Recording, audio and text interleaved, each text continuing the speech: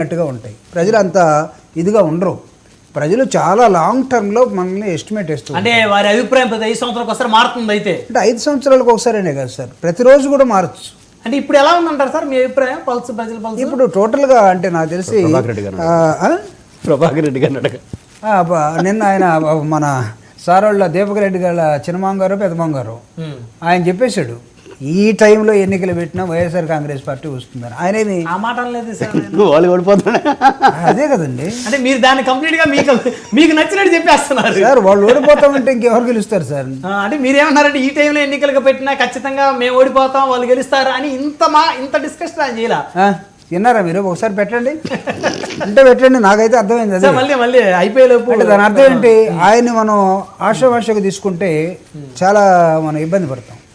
Senior most man.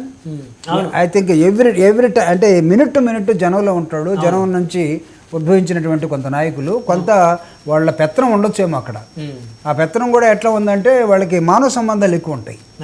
మానవ సంబంధాలు ఆ ప్రేమని పంచుకునే ఇవి ఉంటాయి. అంటే శత్రువు ఉంటే శత్రువు మీద నిక్కచ్చిగానే ఉంటారు. మళ్ళీ అవతల వర్గంతో ఉండిపోతారు. సరే, that is immaterial for me now. అంటే ఆయన అన్నటువంటి అభిప్రాయాన్ని ఈరోజు చాలామంది తెలుగుదేశం పార్టీ నాయకుల్లో సీనియర్స్లో అంతెందుకండి, మన రామ్మోహన్ నాయుడు గారి మామ, పిల్లనిచ్చిన మామ, అసలు ఈ సంవత్సరం నేను ఒక ఎమ్మెల్యేగా ఉన్నానంటే నాకు సిగ్గేస్తుంది అన్నాడు ఒక మీటింగ్లో.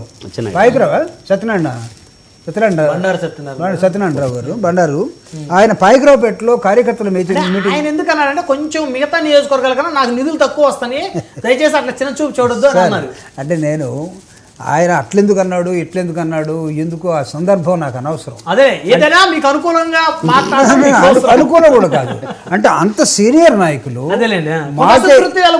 మాకే అసలు చాలా మాకు మేమే సిగ్గుపడుతున్నాం ఎమ్మెల్యే అని చెప్పుకోవడానికి అన్న దశలో మాట్లాడుతున్నారంటే దీని వెనకాల వాళ్ళ ప్రజలు నాడిని తీసుకోకుండా మాట్లాడుతారు అనుకోలేదు, అనుకోకూడదు కూడా.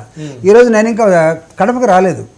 మీరు మాట్లాడేదాన్ని అనంతపురంలో ఏమో ఎవరు మాట్లాడారు, అదేవిధంగా పాయగ్రాఫ్ ఎట్లా ఎవరు మాట్లాడారు నేను చెప్తున్నాను. మీరు కడపకు వచ్చారు, ఎవరెవరు గర్జించారు, తండ్రి కొడుకులు గర్జన, లేకపోతే ఇంకోటి ఏదో మీరేదో చెప్పారు, అక్కడ సంపద సృష్టి ఏదో గందరగోళంగా చెప్పేశారు. మాట్లాడిన ప్రతి వక్త జగన్మోహన్ రెడ్డి గారిని బూతులు తిట్టడమే. అదే ఎక్కడ మహానాడు వేదికలో మీరు వినలేదా? బూతులా అంతే. ఏమున్నాయి దీపక్ రెడ్డి గారు మళ్ళీ ఆయన ఎందుకు అడగటం?